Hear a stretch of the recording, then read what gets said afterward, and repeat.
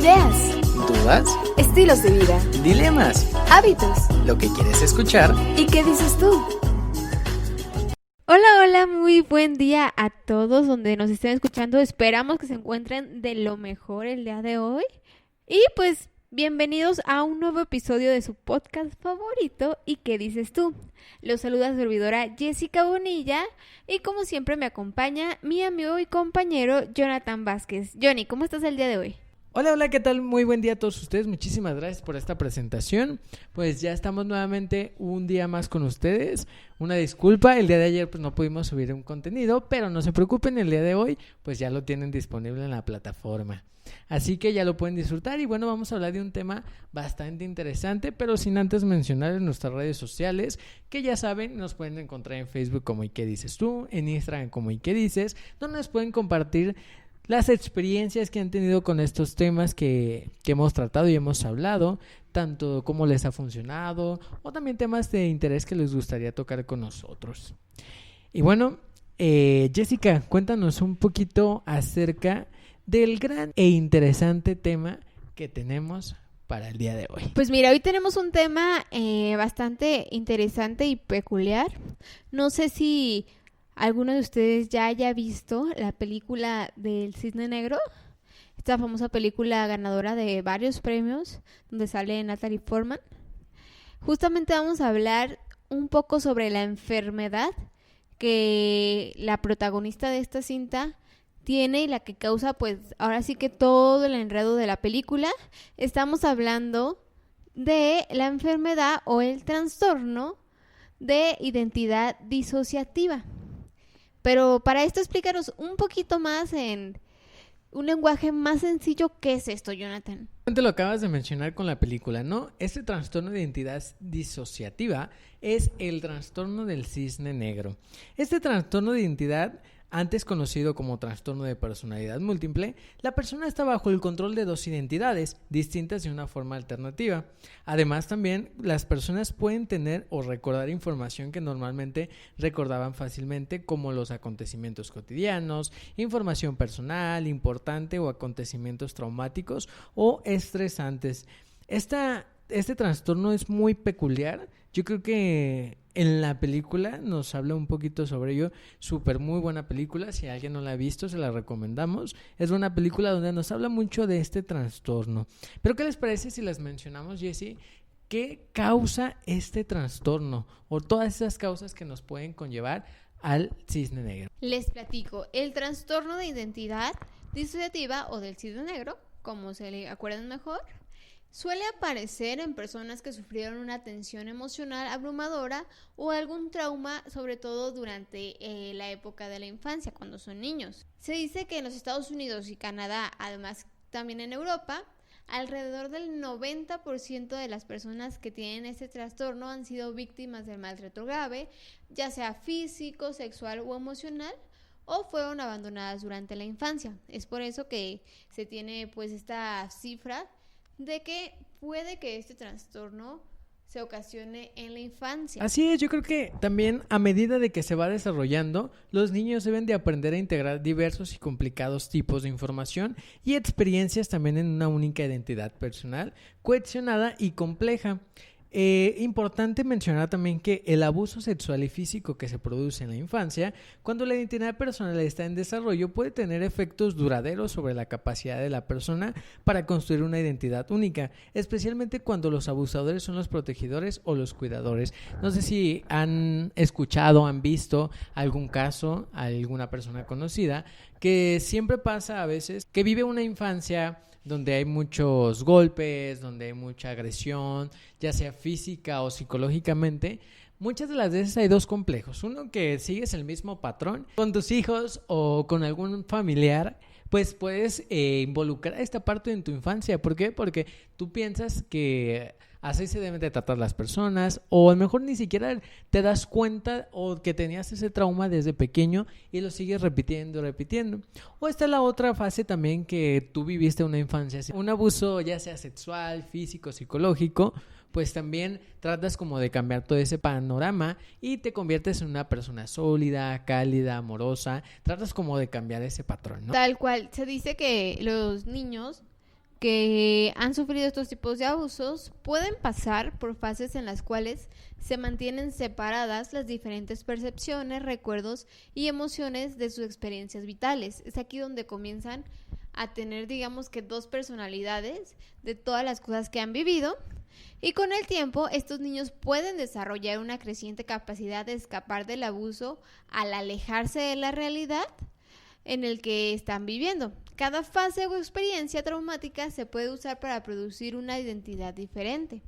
Es decir, si los niños tienen trauma psicológico, trauma físico y trauma sexual, tal vez, puede que desarrollen 3 identidades diferentes y hasta una cuarta donde a lo mejor son felices o no tienen ningún abuso, y esta es su manera de protegerse de todos esos malos recuerdos. Es ahí donde empiezan ellos a crear estas diferentes personalidades para protegerse ellos mismos. Justamente lo acabas de mencionar, de protegerse esos mismos. Bueno, también, sin embargo, si estos niños también tienen una situación de vulnerabilidad, son suficientemente protegidos y contenidos psicológicamente por adultos que verdaderamente se preocupan por ellos, es menos probable que desarrollen un trastorno de identidad asociativa.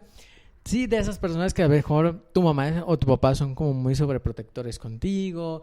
No es por, fíjate, muchas de las veces los adolescentes, y te lo digo porque nos ha pasado, y me ha pasado personalmente, siempre pensamos que, ay, no, nos odia mi papá, mi mamá, porque no nos deja salir, y empezamos a enojarnos, y toda esta etapa de la adolescencia, ¿no? Donde más nos protegen es donde más nos quejamos. Y sin embargo no nos damos cuenta que es esa parte que también, o sea, no es algo malo, sino inclusive es algo bueno. Imagínate donde tuvieras unos padres que pues no discriminan, ¿verdad? A lo mejor hay algunas personas que los tienen por el trabajo, por alguna otra cosa, que no tengan como esa tanta atención hacia una persona, pero también se valora. Sí, tal cual. Entonces es muy importante poner atención en las situaciones que están viviendo los niños, porque esto en un futuro puede desarrollar este tipo de enfermedades.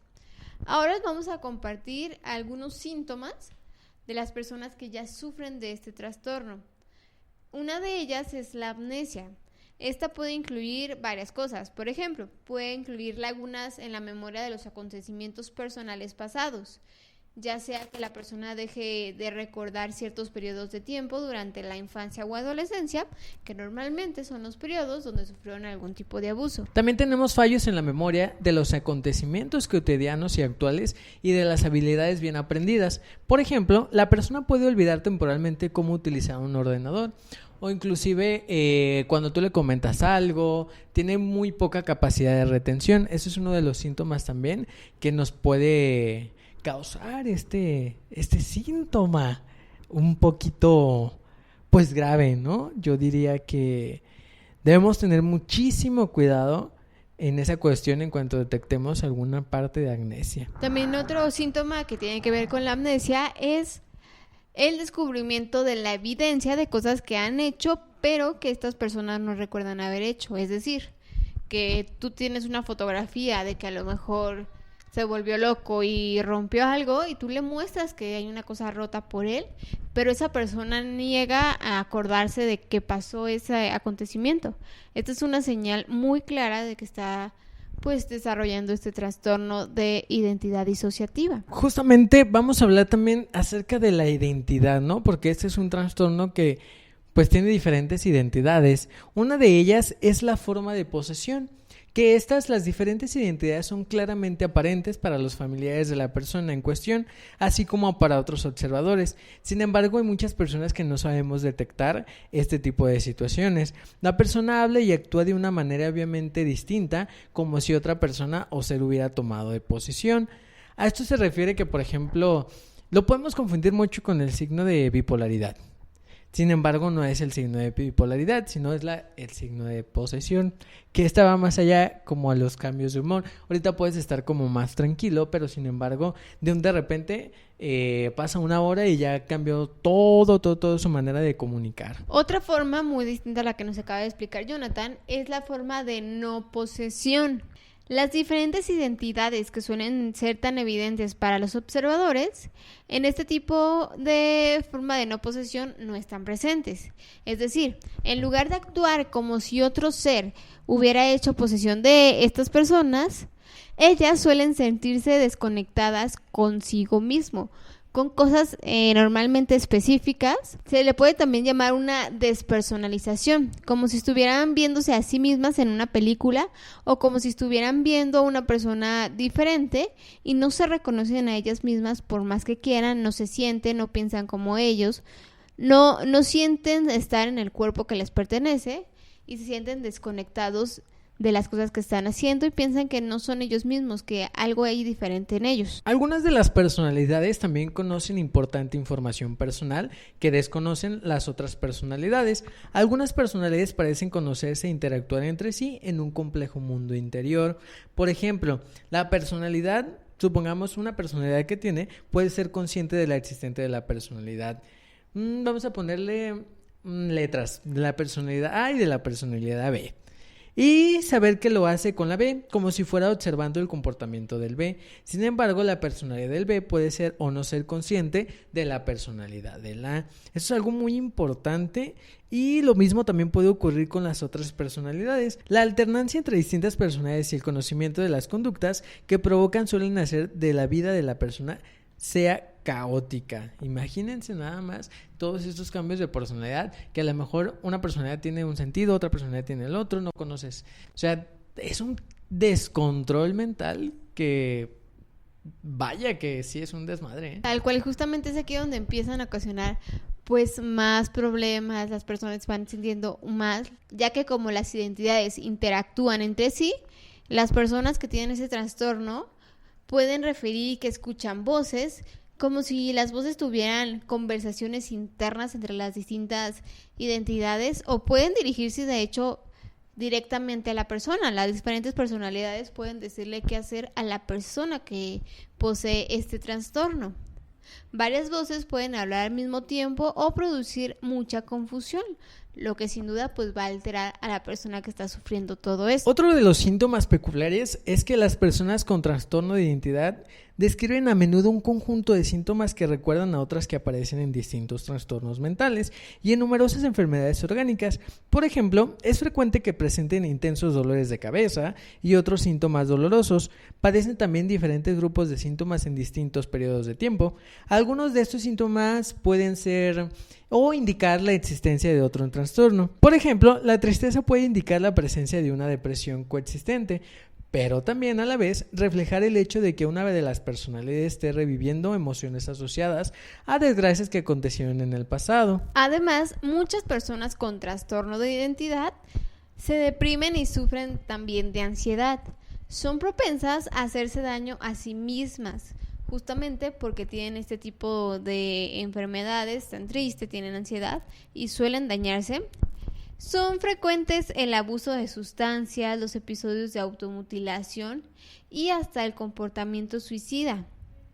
Al igual que muchas personas con un historial de maltrato, pueden buscar o mantenerse en situaciones peligrosas y son vulnerables a volver a sufrir un acontecimiento traumático, ya que al abusar de sustancias, pues estos sentimientos de depresión, de ansiedad, terminan hasta en un intento de suicidio. Es por eso que se debe de tener mucha atención y mucho cuidado y sobre todo llevar un tratamiento con este tipo de pacientes. Otro de los síntomas también que es muy peculiar, que suele confundirse con otra de las enfermedades, puede que escuchen las voces de otras identidades. Las personas pueden sufrir otros tipos de alucinaciones, ya sea visuales, táctiles, olfativas o del gusto. Las alucinaciones pueden ocurrir como parte de como una imagen retrospectiva, por lo tanto el trastorno de identidad disociativa o cisne negro puede ser mal diagnosticado como un trastorno psicótico como la esquizofrenia. Esa es como la otra enfermedad también que se puede confundir. Sin embargo, estos síntomas alucinatorios difieren de las alucinaciones características de los trastornos psicóticos. Las personas con trastorno de identidad pueden tener o experimentar estos síntomas como provenientes de una identidad alternativa desde el interior de su cabeza. Tal cual como nos lo explica Jonathan, es muy importante acudir con personas expertas, porque se pueden diagnosticar mal, incluso los doctores pueden llegar a confundirse, ya que los síntomas de algunos otros trastornos puede que los tenga, pero otra identidad diferente a las múltiples que está teniendo la paciente o el paciente, y por eso debe acudir con los profesionales y tener los tratamientos adecuados. Algunos de estos tratamientos que se recomiendan son la psicoterapia o incluso puede ser la visualización guiada y la hipnosis. El objetivo del tratamiento del trastorno de identidad disociativo o del cisne negro suele ser integrar todas las personalidades en una sola. Sin embargo, esto pues no siempre es muy posible.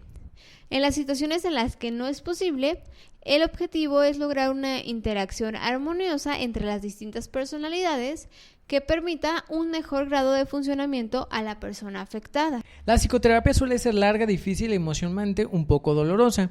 Las personas pueden experimentar numerosas crisis emocionales derivadas de los actos de las distintas identidades y de la desaparición que pueden provocar la evocación de recuerdos traumáticos durante la terapia. Suelen ser necesarios varios periodos de hospitalización psiquiátrica para ayudar a las personas a atravesar las etapas más difíciles y que puedan asimilar los recuerdos particularmente dolorosos. Durante la hospitalización a la persona se le proporciona continuamente apoyo y está monitoreada todo el tiempo. Hay también unos puntos claves también de la psicoterapia que ahorita Jessie se los va a mencionar. Estos puntos claves de la psicoterapia son eficaces normalmente y pueden ser, por ejemplo, el proporcionar una manera de estabilizar las emociones intensas de las diferentes personalidades o identidades que tiene el paciente. Otra puede ser negociar relaciones entre los estados de identidad. También se maneja el superar los recuerdos traumáticos, que recordemos que esto es la raíz de donde surge el trastorno. También se trabaja en proteger frente a la victimización adicional a nuestra víctima y establecer y promover una buena relación entre la persona y el terapeuta, ya que esto es muy importante, ya que el terapeuta va a ser la persona encargada de que tanto el paciente como sus diferentes identidades se sientan con la confianza para que al final de cuentas puedan tener un buen resultado. A veces los psicoterapeutas utilizan técnicas como la hipnosis para ayudar a estas personas a calmarse y modifican su perspectiva sobre los acontecimientos y también para insensibilizarlas gradualmente respecto a los efectos de los recuerdos que tienen traumáticos, que son tolerados a veces solo en pequeñas dosis.